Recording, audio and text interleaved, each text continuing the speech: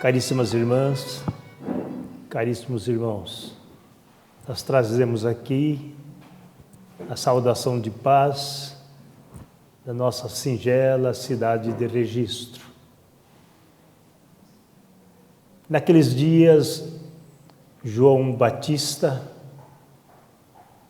batizava no Rio Jordão, conclamando aqueles que recorriam a ele ao arrependimento. Chegou certo dia aquele a quem ele dizia: eu vos batizo na água, mas após mim virá aquele, do qual não sou digno de carregar a sandália, e ele vos batizará no Espírito e no fogo. E chegou então, num daqueles dias, o jovem cantor. Dirigindo-se a ele para ser batizado, ele diz: eu é que devo ser batizado por ti, e tu vens a mim? E o jovem cantor redarguiu: é necessário que isso aconteça por agora. E então foi mergulhado na água. E logo saiu, indo à margem do Rio Jordão, orou. E naquele instante desce sobre ele o Espírito. Aqui João descreve que o Espírito desceu dos céus como pomba. Não tinha asas. Pousou suavemente, como pousam as pombas nos galhos. E uma voz se fez ouvir: este é meu filho dileto, em quem me comprazo. João não teve dúvidas e proclamou ao mundo: eis o Cordeiro de Deus, que veio tirar o pecado do mundo. Jesus, o jovem cantor, demanda ao deserto por 40 dias. E quando volta, tem a notícia que João já está preso. Ele vai à sua cidade de Nazaré, porém de lá ele se muda para Cafarnaum. E numa manhã de sábado, na sinagoga, ele se levanta para ler o texto. É-lhe dado o rolo e ele abre e lê a profecia de Isaías, anunciando o Messias. Após a leitura, ele assenta-se e passa a explicar. E as pessoas que ouviam dizem: mas quem é este? Não é o carpinteiro, filho de José, que tem irmãos e irmãs? De onde tanta autoridade? E ele continua a ensinar e passa a realizar obras, curar enfermos, libertar aqueles que estavam atormentados por espíritos. Vai à Galileia, na praia, e ali ele encontra 2 pescadores. Aproximando-se deles, viu que nada pescavam. Ele ordenou que jogasse a rede do lado de lá. E eles o fizeram. E logo depois tiraram muitos peixes. Aí ele se volta àqueles 2 irmãos e diz: vem comigo, que os farei pescadores de homens. E eles não titubearam e o seguiram. Mais à frente, ele vê 3 homens consertando redes. Zebedeu e seus filhos Tiago e João. Aproxima deles e também faz o mesmo convite. Segue-me. E eles, sem hesitar, deixaram o pai e o seguiram. E assim ele foi amealhando companheiros, em número de 12, incluindo Levi, que era publicano. Passando pelo posto de coleta, ele olha Levi e diz: segue-me. E ele também não perguntou e o seguiu. Num grupo de 12, acrescentou mais 70. Orientou-os para que fossem levar a boa nova ao povo, dizendo-lhes que onde chegassem, desse a boa notícia, que levassem tão somente a paz, nem mais que uma túnica, nem o que comer, mas que levasse a mensagem da paz. E ele continuou na sua missão. E certa manhã de sábado em Cafarnaum, quando ele estava na sinagoga a ensinar, levantou-se um atormentado e lhe disse: que tens tu contra nós, Jesus o Nazareno? Vieste para nos perturbar? Nós sabemos que és filho do Altíssimo. E assim, aquele jovem cantor que nós passamos a chamá-lo de Yahushua ou Jesus, implantou os seus dias de espiritualidade na terra. Aquele que muitos afirmam que nasceu em Belém, e para nós nesta noite vale refletir que ele continua a nascer àqueles que abrem-lhe o coração para que ele sirva de berço. Indo nas cercanias de Jerusalém, ali numa colina, vendo que as pessoas o rodeavam, assentou-se, abriu a boca e passou a ensinar. Bem-aventurados os pobres em espírito, porque deles é o reino dos céus. Bem-aventurados os que choram, porque serão consolados. Bem-aventurados os mansos, porque estes herdarão a terra. Bem-aventurados os misericordiosos, porque alcançarão misericórdia. Bem-aventurados os que sentem sede de justiça, porque serão fartos. Bem-aventurados os pacificadores, porque estes serão chamados filhos de Deus. Bem-aventurados sois vós, quando perseguido em meu nome, entregar a própria vida. E continua a ensinar: vós sois o sal da terra. Mas se o sal for insípido, para nada servirá. Vós sois luzes. E não se constrói uma cidade no monte que fica escondida. Portanto, fazei brilhar a vossa luz diante dos homens, para que em eles, vendo as vossas boas obras, glorifiquem o Pai que está nos céus. E assim, seguindo os seus ensinamentos, ele deixava para toda a humanidade o maior código moral e que o homem possa possuir.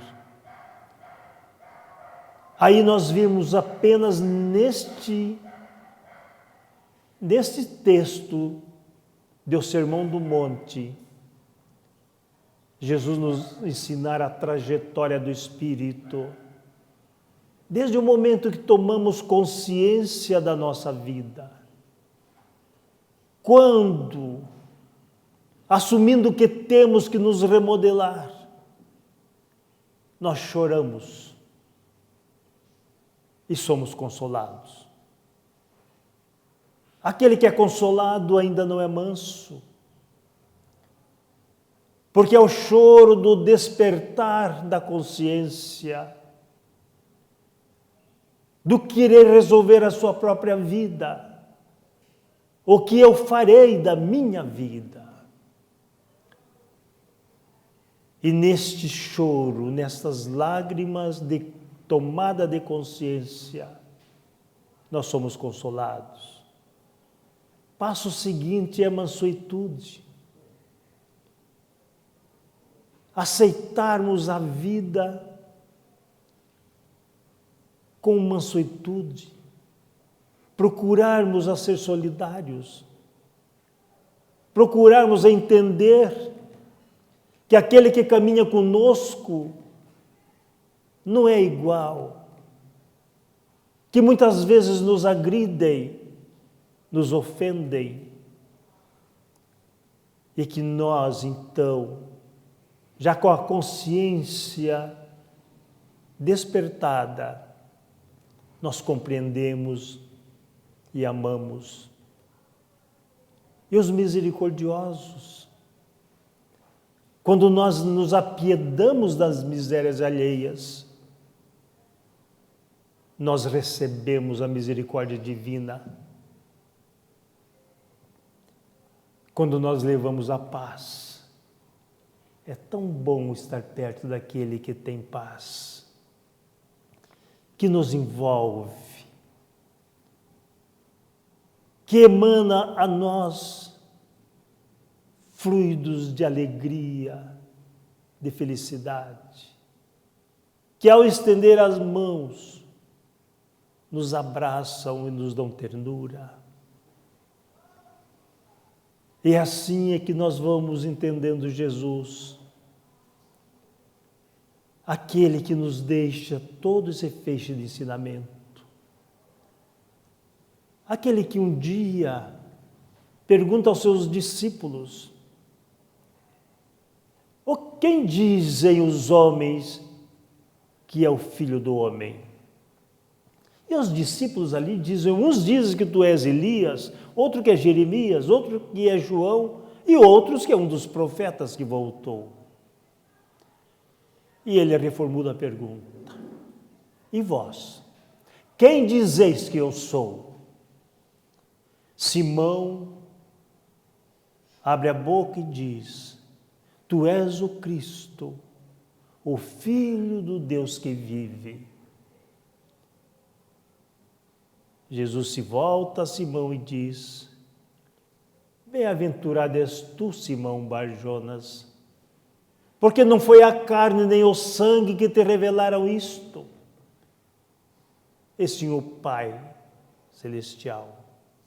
Simão, tu és Pedro, e sobre esta pedra edificarei a minha igreja. Vejamos, queridas irmãs e irmãos, para esta reflexão.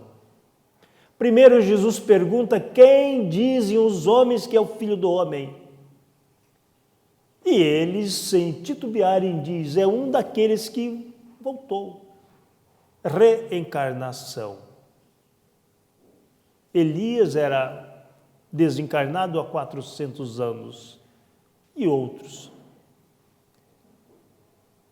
E ele pergunta a Pedro: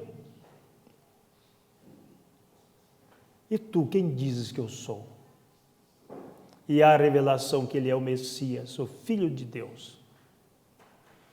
Ele dá então outro ensinamento, porque naquele instante não era Pedro que falava, ele era o canal da espiritualidade. Simão, tu és Pedro, e sobre esta pedra, mediunidade, eu edificarei a minha igreja. Ele não estava nomeando papa algum.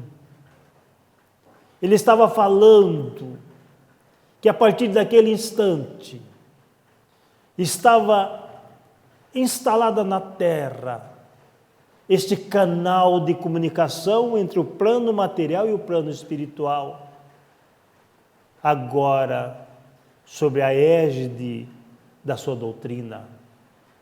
E essa igreja, o nosso entendimento, se instala 50 dias após a crucificação, quando aquela gente ali reunidas, em número aproximado de 500 pessoas, os discípulos se levantam e falam com eles na sua língua, línguas estrangeiras, e eles então estranham, porque sabiam que os discípulos eram homens simples, rudes, iletrados. Então ali se percebe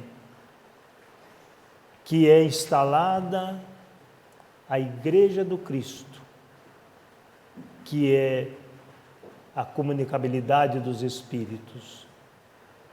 E continua Jesus na sua missão.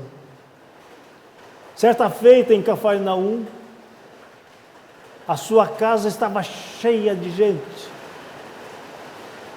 E as pessoas queriam aproximar-se dele.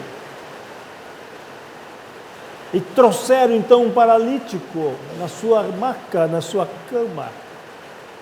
E porque era impossível adentrar o recinto, destelharam a sua casa e o colocaram de cima para baixo.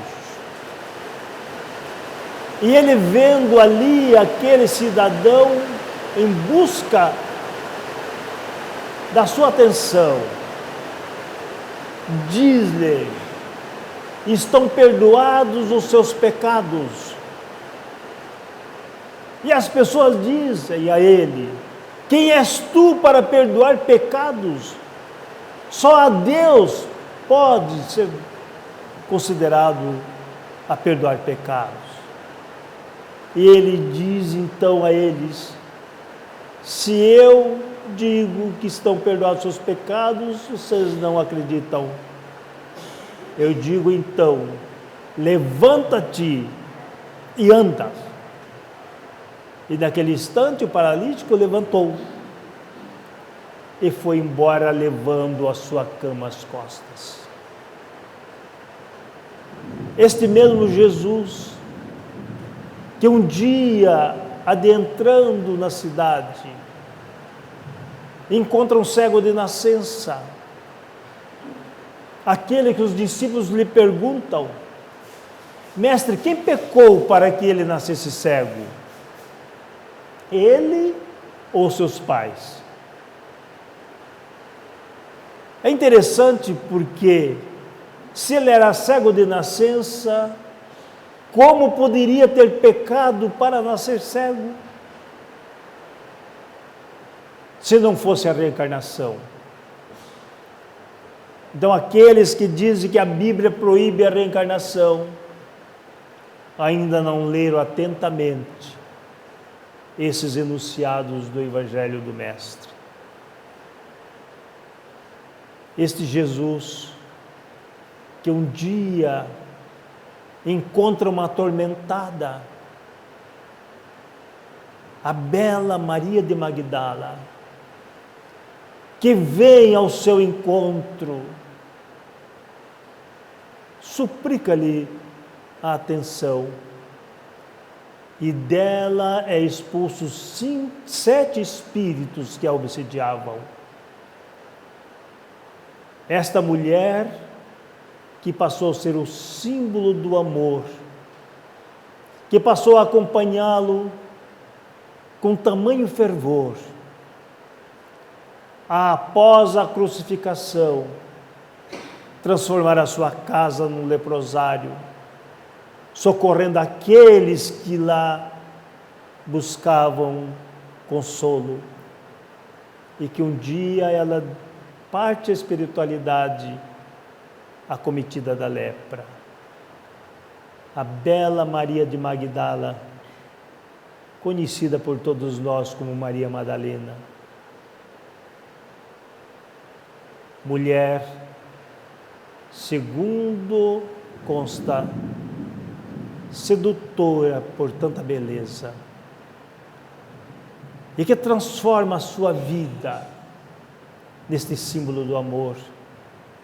Aquela que um dia após a crucificação, no terceiro dia, ela volta ao sepulcro e o encontra fechado, aberto. E ela, olhando o sepulcro aberto, vê ao lado alguém. E ela pergunta-lhe, quando ele diz: o que fazes aqui? Eu vim ver o meu mestre. E ele diz: mas ele não está mais aí. E quando ela fixa o olhar, vê que é Jesus que está à sua frente. Ela recorre aos seus pés. E ele diz: vai dizer aos seus companheiros, mas por ora não me toques, porque ainda não subi ao Pai. Ela comunica aos seus companheiros, e eles duvidam. O mestre não apareceria em primeiro para uma mulher? E Maria, sua mãe, diz: se Maria nos diz, eu creio. Mais tarde, 2 de seus discípulos vão a Emaús. E de repente alguém os acompanha, faz-lhe companhia, conversa com eles, até chegar à cidade. Quando chegam, eles vão fazer a refeição e ele lhes serve o pão. E de repente eles percebem que é Jesus que os acompanha. Este Jesus que por várias vezes, quando eles estavam em recinto fechado, ele aparecia. Conversava com eles, ensinava-lhes. E durante 40 dias, os transformou de discípulos em apóstolos. Que quando Tomé, porque não estava na primeira vez que ele apareceu, disse que não acreditava. Ele aparece e mostra-lhes as chagas. E faz uma advertência. Quando Tomé diz: agora eu creio, meu Senhor. Assim, bem-aventurados são aqueles que não necessitam ver para crer. E até que um dia ele se despede dos seus apóstolos e proclama a última frase que deve ecoar no imo da alma de cada um de nós: amai-vos uns aos outros, tanto quanto eu vos amei. Estas foram as últimas palavras de Jesus.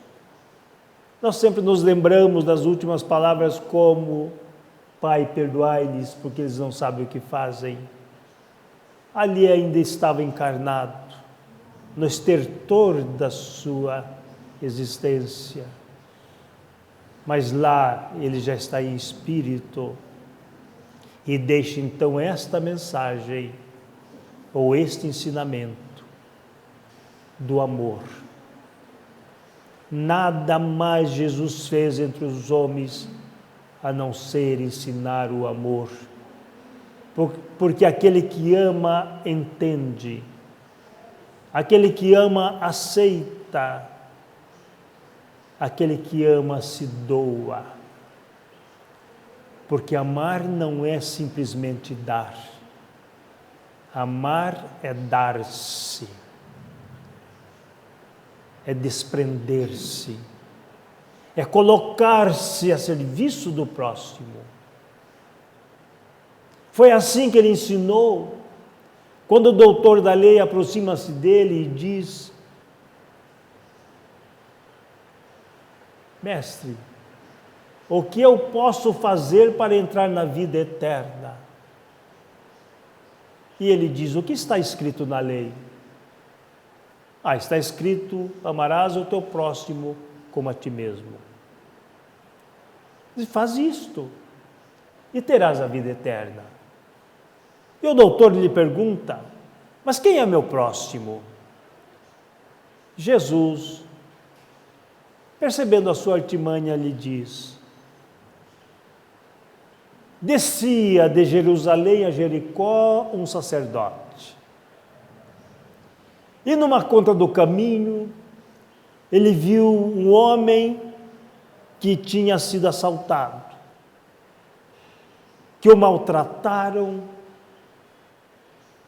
e o roubaram. E o sacerdote passou de largo. Logo a seguir vinha um levita, também líder da tribo de Levi. E vendo-o caído, também passou de largo. Mais tarde fazia o caminho um samaritano. O samaritano era aquele ser que era rejeitado pelos judeus. O samaritano não tinha o direito de adentrar ao templo de Jerusalém. Por isso construíram o templo no Monte Garizim, o Monte dos Gafanhotos.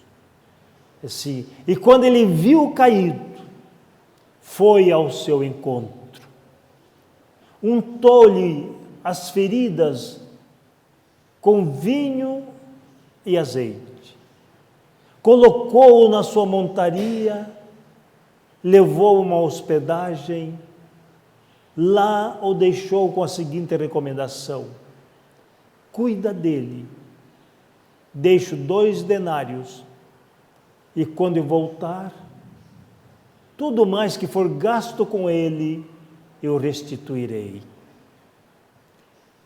E Jesus contempla o doutor da lei e formula a pergunta: quem é o próximo do caído? O doutor da lei era judeu. Não ousaria dizer foi o samaritano. Então respondeu: foi aquele que usou de misericórdia para com ele. E Jesus disse: respondeste muito bem, faz isto e terás a vida eterna. Mas eu pergunto aos irmãos, qual é a identidade do caído? Nós sabemos que um era um sacerdote, líder religioso. O outro era um levita, também líder religioso. O outro samaritano, considerado herético. Mas o terceiro não foi identificado, a não ser como o próximo. É a este que Jesus recomenda que sirvamos. O próximo pode ser o nosso pai, a nossa mãe, um dos nossos irmãos, mas via de regra é o nosso inimigo, o nosso desafeto. E é a este que Jesus recomenda que nós sirvamos. Ele diz que quando estiver fazendo a sua oferta, a sua oração, e ali lembrar que alguém tem algo contra ti, abandona o altar, procure esse alguém e reconcilia-te com ele. Depois volta e faça a sua oferenda. Jesus fala que a reconciliação é prioridade à oração. Porque aquele que não se reconcilia não consegue orar. Pode balbuciar palavras, mas não existe o amor no seu íntimo. E quem não tem plenitude de amor não está em oração.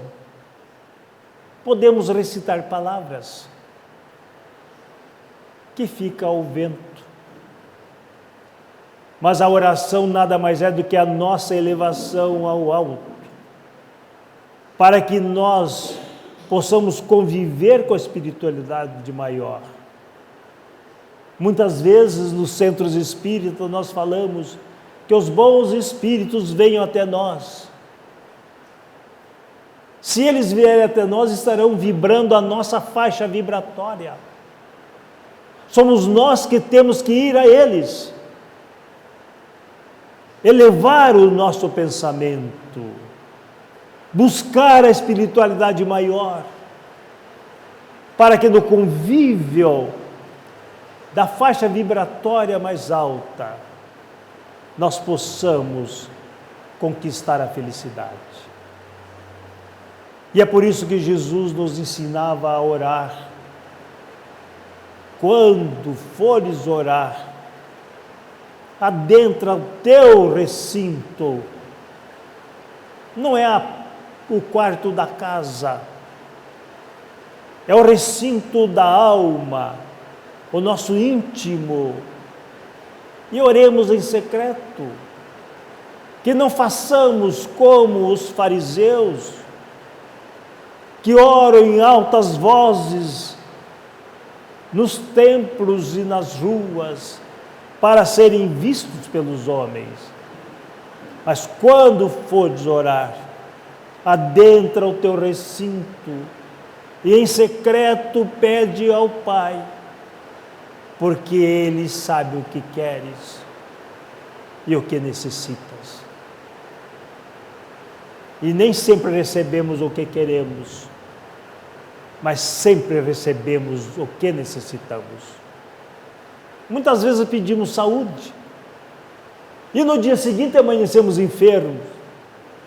E nós, nas nossas conjecturas, dizemos, mas eu pedi saúde e Deus me deu enfermidade. Só que naqueles dias, os nossos familiares nos rodeiam, nos dão assistência, os nossos amigos vêm nos ver, e os nossos desafetos, principalmente os espíritas, que sabem que nós podemos desencarnar e obsediá-los, diz, vou me reconciliar com ele enquanto é tempo. E lá na frente, então, nós vamos, tomando consciência, dizer, Deus atendeu o meu pedido, porque me deu saúde espiritual. A lei da prosperidade não é da prosperidade material. A lei da prosperidade é espiritual. Porque não se deve, não se pode servir a dois senhores. Ou servimos a Deus e desagradamos o outro, ou servimos ao outro, que é o Deus da riqueza, e desagradamos a Deus. Esse desagradar vem em aspas, porque Deus não se desagrada de ninguém, e Deus não agrada ninguém. Deus é a lei, Deus é a inteligência suprema e a causa primeira de todas as coisas, como nos ensinam os Espíritos. Não tem sentimentos humanos. Deus não está triste conosco um dia e alegre no outro, porque Ele é Deus, infinito, que nos dá as suas leis e nos enche de oportunidades para que possamos aproveitá-las da maneira que nós entendermos melhor. Muitas vezes a maneira que entendemos não é a que vai resultar em situações positivas no nosso futuro, mas lá na frente haveremos de reaver, porque muitos são os chamados. Quando eu li esse texto, meu amigo Coelho, eu disse, por que muitos são os chamados e poucos os escolhidos? Deus não faz acepção de pessoas. Encontramos isto por 10 vezes na Bíblia, no texto. Se Deus não faz acepção de pessoas, então todos somos chamados. Muitas vezes. Esses muitos chamados chamam 1, 2, 3, quantas vezes forem necessárias. Isto se chama misericórdia divina. Até que um dia, quando não vamos por bem, nós tropeçamos, nos arrebentamos um pouco, e daí nós nos reencontramos. Algo dentro de mim não está bem, e eu preciso de ajuda. Este é o momento do choro, e este é o momento do consolo. Por isto, é que quando nós analisamos a doutrina espírita, nela nós encontramos Jesus restaurado. Não mais o Jesus da cruz, não mais o Jesus sangrando, mas o Jesus livre, liberto, o Jesus que nos abraça na sua bondade, aquele que no sermão no cenáculo diz, se me amais, guardai os meus mandamentos, e eu rogarei ao Pai, e Ele vos enviará um outro Consolador, que o mundo não pode receber, porque não o vê e não o conhece, mas vós o recebereis. Quando vier o outro Consolador, que é o Espírito de verdade, vos ensinará todas as coisas e vos fará lembrar de tudo o que eu tenho dito. Ele já sabia que a sua doutrina, os seus ensinamentos seriam sepultados por muitos, que o poder temporal não permitiria que florescesse a sua doutrina, porque a Judéia era governada por Herodes ambicioso, Roma por Tibério, orgulhoso, e os seus discípulos então entregaram a sua própria vida, agora como apóstolos, na difusão da sua doutrina, clandestinamente. Muitos perderam a sua vida. De todos os seus discípulos, só João não teve morte violenta.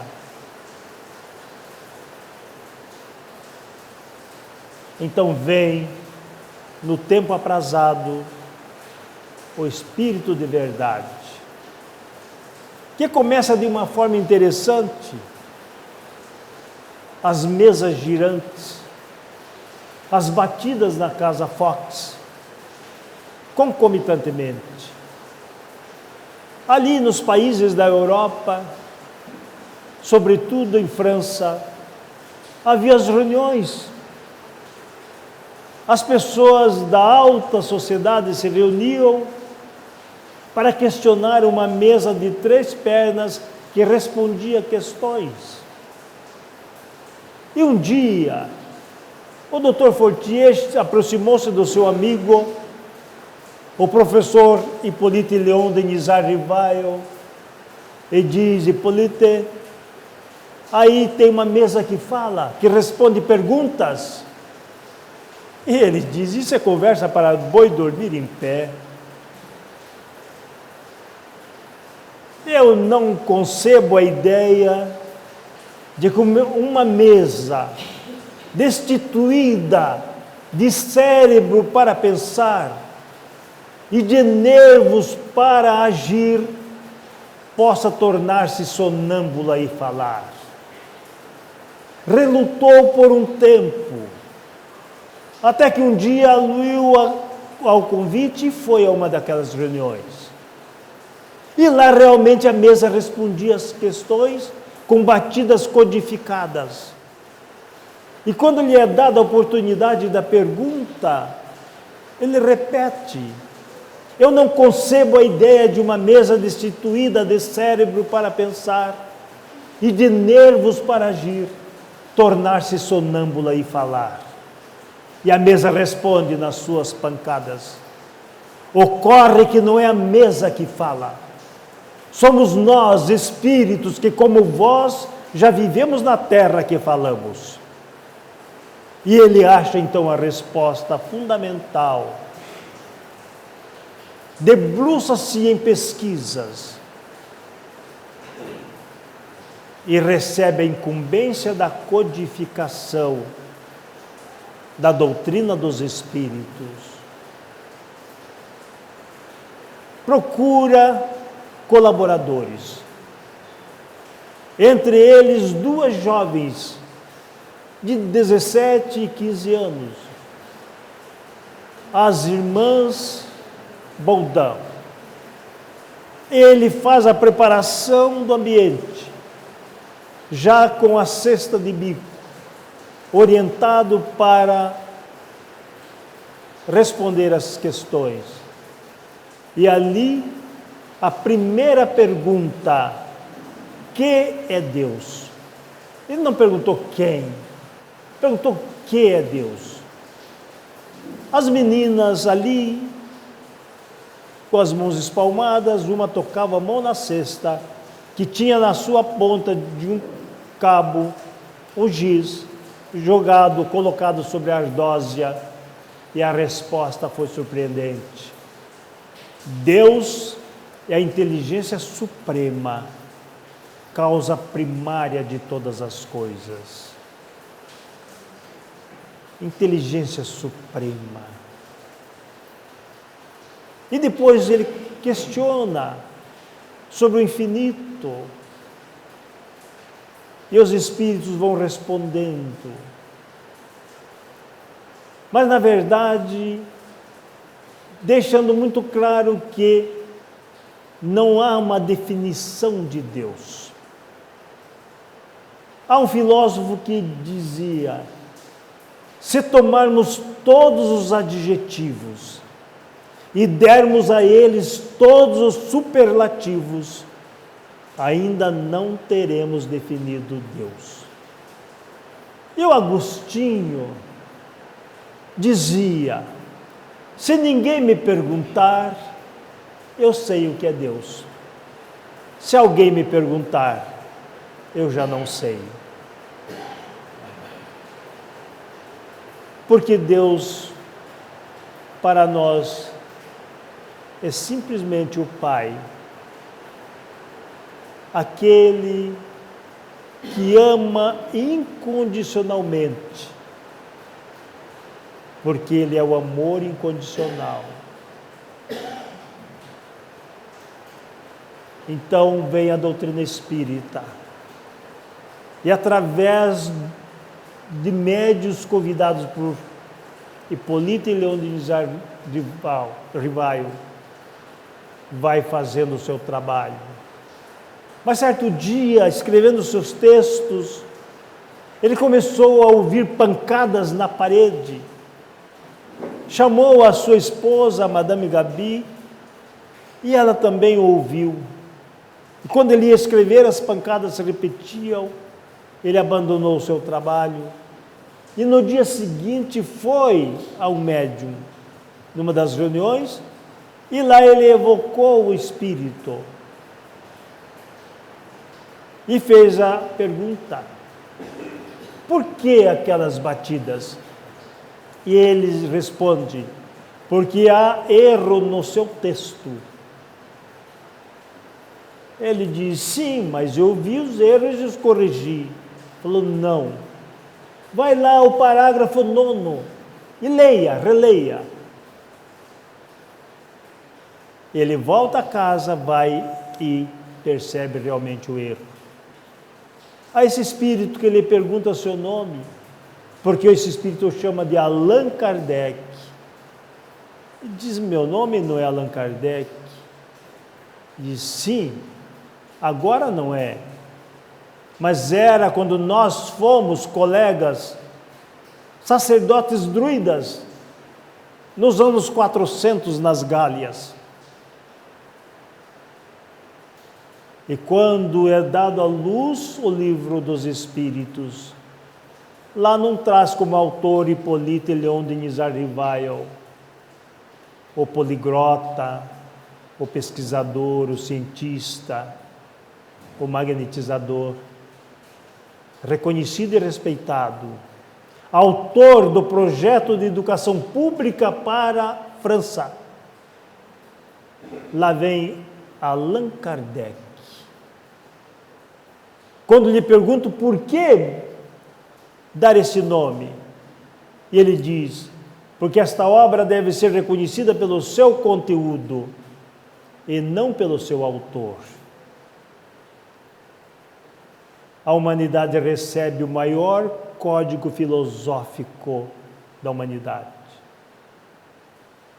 O livro que nos ensina o que somos, como fomos criados, qual a nossa trajetória, por que estamos aqui, o que haveremos de fazer da nossa vida e para onde seguiremos, que nos traz todos os ensinamentos possíveis para que possamos nos conhecer, como ensina o filósofo, conhece-te a ti mesmo. Nós só nos conheceremos com os ensinamentos da doutrina espírita. No dia 18 de abril de 1857, é publicado o Livro dos Espíritos, contendo 501 questões. Em 1860, este livro é modificado, ampliado para 1019 questões. No ano seguinte, em 1861, é lançado o Livro dos Médiuns, uma sequência do Livro dos Espíritos, mas agora nos dando ensinamentos científicos da comunicabilidade dos espíritos, como se sucedem, qual é o processo para que nós possamos ser intermediários de espíritos que querem se comunicar com os homens. Lá nós vamos entender os fenômenos ocorridos e que ocorrem das manifestações físicas ou dos fenômenos de efeitos físicos, porque às vezes há residências onde os colchões pegam fogo, onde os móveis se movimentam, as louças caem dos armários.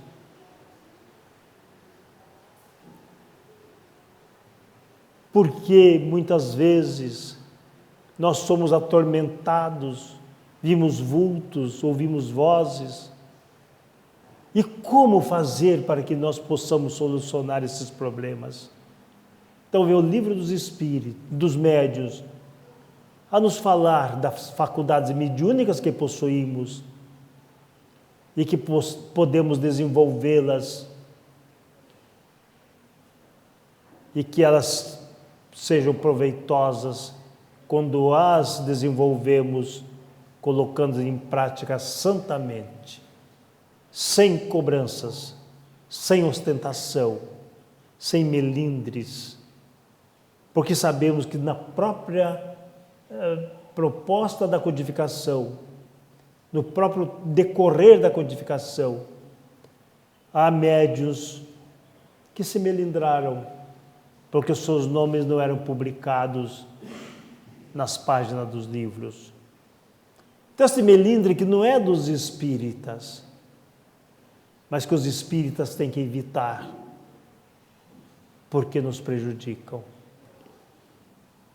A seguir do livro dos médiuns, Kardec publica um outro livro, chamado O Evangelho segundo o Espiritismo, em 1864, que não é a Bíblia dos Espíritas, mas é o livro que vem nos esclarecer sobre a missão do Cristo de forma cristalina, que começa lá no não vim destruir a lei e tem uma sequência nos falando das pluralidades dos mundos, do reino do Cristo que por ora não é daqui, nos falando das reencarnações, das aflições, do Cristo Consolador. E ali nos fala, espíritas, amai-vos. Eis o primeiro ensinamento. Instruí-vos. Eis o segundo. Toda a verdade está contida no cristianismo. Os erros que nele se enraizaram são de origem humana. Perguntaríamos nessa noite, que erros se enraizaram no cristianismo? E nós nos remetemos lá nos primórdios, quando Jesus ensinava com a simplicidade, com a singeleza, nas casas, que não havia devoções a imagens, que não haviam os cultos exteriores, as queimas de incensos, os ornamentos, a hierarquia sacerdotal, mas que quando a mãe dos filhos de Zebedeu se aproxima dele e diz: mestre, reserva o lugar à sua direita a um dos meus filhos e à esquerda ao outro. Os discípulos outros, ouvindo aquilo, se enfureceram, porque perceberam que aqueles dois estavam querendo deixá-los para trás. E Jesus, observando aquilo, lhes diz: os príncipes das nações têm seus vassalos, mandam e são obedecidos, mas entre vós não pode haver contendas. Que seja o primeiro aquele que serve. Porque o Filho do Homem não veio a este mundo senão para ser o vosso servidor. Aí nós então colocamos, muitos dizem assim: eu sou servo do Cristo. Eu diria aos irmãos nesta noite que eu não sou servo do Cristo, porque é Ele que é meu servo. É Ele que veio a este mundo para me servir, porque serve aquele que tem e é servido aquele que necessita. Então, aquele que quiser ser o primeiro, sirva. Sirva aos menores, aos carentes, aos necessitados, aos desassistidos da sorte. Mas nada melhor do que sermos servos destes com Jesus. Alquinder de Oliveira nos ensinou algo que a mim achei interessante. Costumamos dar um prato de comida com amor, quando devemos dar um prato de amor com comida. Porque muitas vezes amamos por obrigação, mas não amamos por doação. Se alguém nos bate a porta, e pede um prato de comida. E eu só tenho aquele. Eu não posso dar porque só tenho este. Mas se eu tenho este, eu tenho para dar. Por que não dividir a fome? Ou dividir a mitigação da fome? Cada um ficar com meia fome. E cada um matar meia fome. Certa feita, o cidadão levantou-se e, abrindo a janela, viu que vinha na sua direção um mendigo, na direção da sua casa. E ele, muito cristão, diz: vem um necessitado. Correu à sua despensa, preparou lá as provisões, foi ao seu guarda-roupa, pegou roupas boas, arrumou tudo no jeito e veio logo entregando ao cidadão. Ele olhou para ele e disse: não, meu senhor, eu só vim pedir-lhe a permissão para apanhar uma dessas flores. Muitas vezes nós queremos fazer a caridade sem percebermos a hora da caridade. É assim, queridas irmãs e irmãos, que nós da doutrina espírita vemos um Jesus diferente, um Jesus livre, aquele Jesus que nos envolve no seu amor, livre da cruz, livre do seu martírio, mas que faz com que nós possamos, a cada instante, recebermos seus eflúvios de paz. Repito que não importa se nasceu em Belém, se nasceu na sua cidade de Nazaré. Para Simão Pedro, ele nasceu quando ele o questiona: Simão, tu me amas? Disse: amo, Senhor. Então apacenta as minhas ovelhas. Simão, tu me amas? Sim, Senhor, eu já disse que te amo. Então apacenta as minhas ovelhas. Simão, tu me amas? Senhor, eu disse que te amo. Então apacenta as minhas ovelhas. Por que 3 vezes ele questiona Pedro? Porque 3 vezes Pedro nega-lhe. E é naquele instante que ele nasce para Simão Pedro, que vai ao caminho de Jerusalém a Jopa, e lá instala a casa do caminho para assistir aos necessitados, os desprovidos da sorte, os leprosos, os perturbados de espíritos. Mas Tiago, que com ele ali está, passa a conjecturar: não é possível que o Mestre esteve conosco apenas para deixar essa mensagem, para que nós façamos isto. Ele deve ter algo mais sublime a nos dizer. Aproxima-se de Pedro e diz: Pedro, eu vou demandar a montanha, porque eu sinto que o Mestre tem algo a mais a nos dizer. E Pedro consente, e ele vai ao monte. Nos primeiros dias levam-lhe alimento e água, mas isso vai se escassando.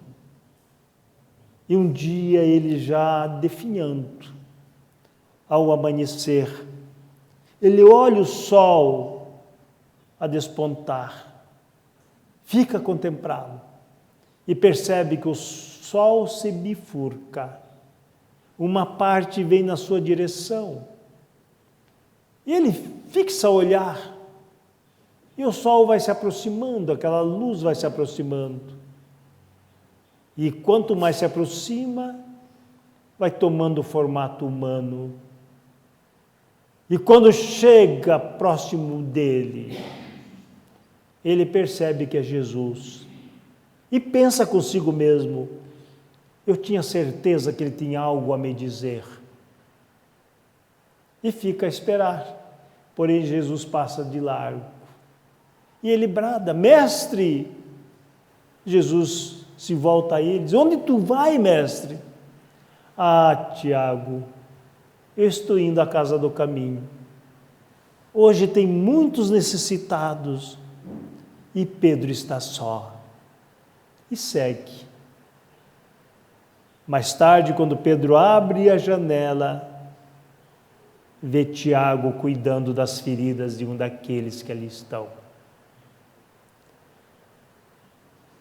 A mensagem do Cristo é simples, porque se fundamenta simplesmente no amor. Mas ele nos questiona ainda: se me amais, guardai os meus mandamentos. E nós ouvimos sempre, dedo em riste para nós: Jesus te ama. Mas é verdade. A questão é: nós o amamos? Porque a proposta dele é: quem me amar, guarda os meus mandamentos. Eu os guardo. No Sede Perfeitos, de O Evangelho segundo o Espiritismo, diz que o homem de bem é aquele que observa a lei de justiça, de amor e de caridade na sua maior pureza. Quando nós observarmos a lei de justiça, de amor e de caridade na maior pureza, nós amamos Jesus. Aí perguntaríamos hoje: o que estamos fazendo então aqui? E eu respondo: aprendendo a amar o nosso Mestre. Cada dia, cada minúsculo ponto que acrescentamos à nossa vida é o aprendizado na nossa jornada de luz. Temos a oportunidade ampla da doutrina dos Espíritos. Aproveitemo-la, para que amanhã nós possamos, na espiritualidade, dizer: valeu a pena. Queridas irmãs e irmãos, eu não vos desejo paz, mas eu desejo ardentemente que cada um presente seja a paz. Muito obrigado.